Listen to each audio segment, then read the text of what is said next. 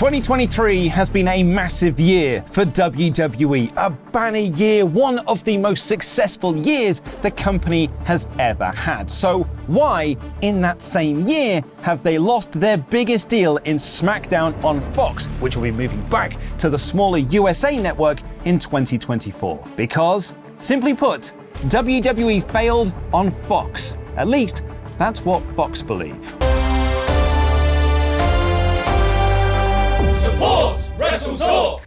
Once the Endeavor merger deal finished, where WWE and UFC came together under a new group called TKO, it was reported that Nick Khan and Ari Emanuel would be working on getting new TV deals for Raw, SmackDown, and NXT, with WWE looking to increase the rights fees they got from their last deals in 2019. And that was already a lot of money. WWE announced in June of 2018 that SmackDown would be moving off USA Network to the much bigger station of Fox on Fridays. Fox was one of the 4 biggest broadcast channels. This was the most eyes that WWE would ever have on its product on TV ever. As Joseph Courier wrote about the deal in the 2018 Figure 4 Weekly, it was the zenith of everything WWE has been attempting to achieve as a corporation. It was a massive deal for WWE, orchestrated by then newcomer to the company, Nick Khan, and it netted WWE $205 million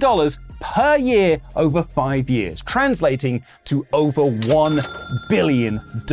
It also netted Khan a seat at the WWE table when he joined in 2020. That number is crazy when you think that when SmackDown first moved to NBC Universal in 2010, the home of the USA Network, the show was only worth $30 million. In September of 2023, that deal was announced as coming to an end. This zenith deal that WWE had worked so hard to get was over. WWE announced that SmackDown was heading back to USA Network in October of 2024. So, I know what you're thinking. Wasn't the Fox deal going well for WWE? Aren't the ratings for WWE much higher than they have been previously? Isn't this the banner year for the company? And you're right. But Fox clearly don't agree. As Fox CEO Lachlan Murdoch said on an earnings call that we wish them luck and we've moved on from them. Fox didn't even bid to keep WWE. So what happened? To find out, let's go back to 2019. When SmackDown signed with Fox, it ceased to be an entertainment show as it was put on Fox Sports. SmackDown was now a sports show, and SmackDown was sold to Fox on the idea of having real sports people on it. The debut episode of SmackDown on Fox, airing in October of 2019, saw Brock Lesnar win the WWE Championship in his first singles match on TV since 2004, which also came with the debut of Cain Velasquez. Braun Strowman started an angle with Tyson Fury, and an appearance from The Rock. The latter was done to bump the rating and put over the celebrity power of WWE as a brand, while the other two led to dud matches at that year's Crown Jewel. It would be the only match Cain Velasquez had in WWE, and it went about 2 minutes. Sorry, Kofi. The show was advertised to be loaded with legends like Steve Austin, Mick Foley, The Undertaker, Ric Flair, Sting, and Hulk Hogan, but only The Rock actually appeared on the show in any real capacity. Dave Meltzer said at the time the expectation from those inside of Fox was for that episode of SmackDown to get around 4.5 million viewers. That would be an increase of 2.5 million viewers from the last episode of SmackDown on USA. You can now see why this was such a huge deal for the company. But that debut episode of SmackDown didn't quite hit that mark. What it did was get a company record viewership of 3.86 million viewers, a monster number for WWE, and only beaten, in time relevant data, by the Raw 25th anniversary episode from 2018, which was also a nostalgia-heavy cameo show. More impressively for SmackDown, though, it got a 1.4 in the 18 to 49 demo, which is the number that Fox was really interested in. So, yeah, while it wasn't the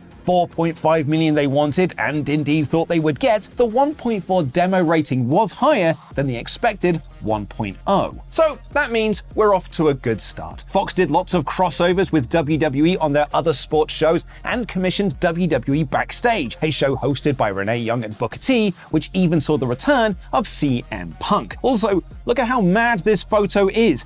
83% of that photo went on to work for AEW. Punk's return was a Fox call. They wanted him on the show, even if WWE didn't. But backstage didn't pull in the ratings they wanted either. They would bump up when Punk was on the show, but it would average around the 100,000 viewer mark, which was way low what the preview episodes did, which was 5 times as much. But the reason the show failed is because WWE wouldn't let it be the show that Fox wanted it to be. WWE Backstage was supposed to be a warts and all news show, but it regularly glossed over actual news in WWE. For example, the controversial Saudi Arabia deal. Fans saw the show for what it was, and in June of 2020, Fox announced that it was canceling WWE Backstage. Not because of COVID, but because Fox was spending too much on the show considering the ratings it was drawing. But it wasn't just WWE Backstage that saw its ratings fall by Fox standards. The debut episode of SmackDown got 3.86 million viewers, but just 2 months later, the show was averaging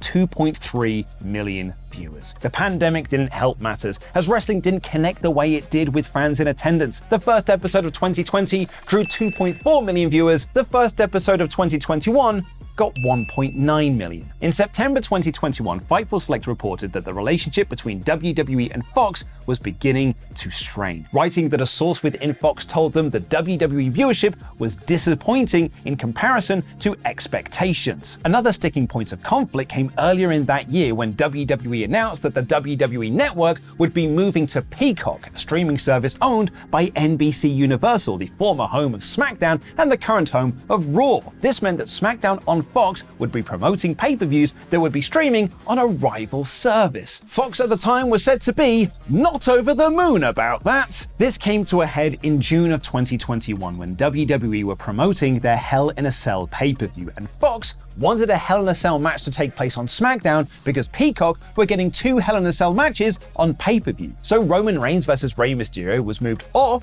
the Peacock pay-per-view and put on TV for free on Fox instead. NBC Universal, annoyed that Fox was getting a Hell in a Cell match for free on TV, demanded they also get a Hell in a Cell match on TV, which saw Bobby Lashley beat Xavier Woods on Raw just one night after Lashley beat Drew McIntyre in a Hell in a Cell match on pay-per-view. WWE did 4 Hell in a Cell matches in a 4-day period. A WWE source told Fightful that if Fox just wanted pay-per-view content so badly, they should have paid for it like Peacock did. It then comes as no surprise that Fightful Select reported that the TV series, The United States of America vs. Vince McMahon, which was to cover the steroid trial of the 1990s, was set to portray Fox's owner Rupert Murdoch in a less than flattering way, which a Fox source called a childish move, and it only soured the relationship further. But in all of this is the pandemic. And even though Fox were unhappy with the viewership numbers SmackDown was getting, they admitted the pandemic played a part and would wait and see how it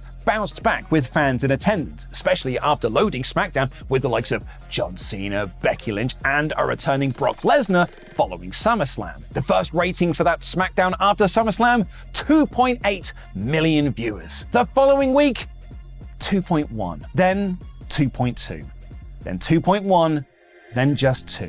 In November and December of 2021, the show wasn't even breaking the 2 million mark anymore. Ratings bounced back under Triple H regime, with SmackDown hitting highs of 2.5 and 2.6 million when Roman Reigns is on the show, and a standard 2.1 to 2.3 when he's not. While high for the world of wrestling, and it's often the highest rated show on the network outside of major sports, the ratings are still not what Fox expected, and not the ratings that Fox paid for. Not only were WWE not hitting the overall viewership number, the 18 to 49 demo also wasn't hitting the mark either, usually around a 0.6. On that earnings call, when Fox CEO Lachlan Murdoch announced that they didn't even bid to keep SmackDown on their network, he said, "We were not hitting the advertising numbers due to the audience of WWE to make the return for our return on investment to be above the levels that we would accept." Translation: it's your fault SmackDown is no longer on Fox. Dave Meltzer noted in the Wrestling Observer newsletter that Fox lost money on their $205 million investment because, even with strong 18 to 49 numbers, a lot of advertisers had a negative view of wrestling fans, and thus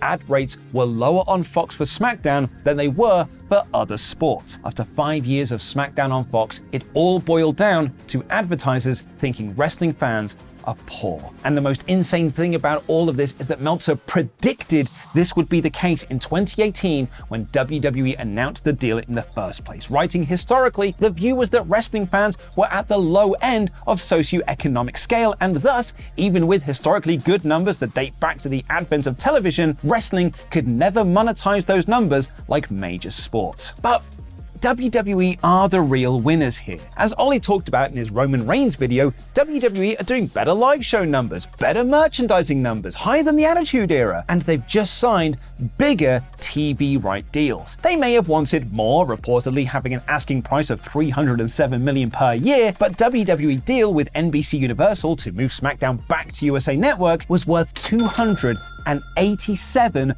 million per year over 5 years, a 40% increase on the Fox deal. WWE also announced big news for NXT, which will be moving from the USA Network to the CW in October of 2024, with Deadline reporting that 5-year deal would be worth more than double the $15 million that NBC Universal were paying for it. Ari Emanuel stated on a TKO earnings call that it was, in fact, an increase of 70%. What's interesting there is that CW was set to be the rumored home for Billy Corgan's NWA, though Fightful Select report that talks between WWE and CW have been going on for months. And much like SmackDown moving to Fox, this deal will put NXT on a network that has more eyes on it than it currently has. Fightful add that WWE are happy with this deal, as are talent backstage. Someone not so happy about it will be Billy Corgan and the NWA. Fightful Select report that those they spoke to in NWA were surprised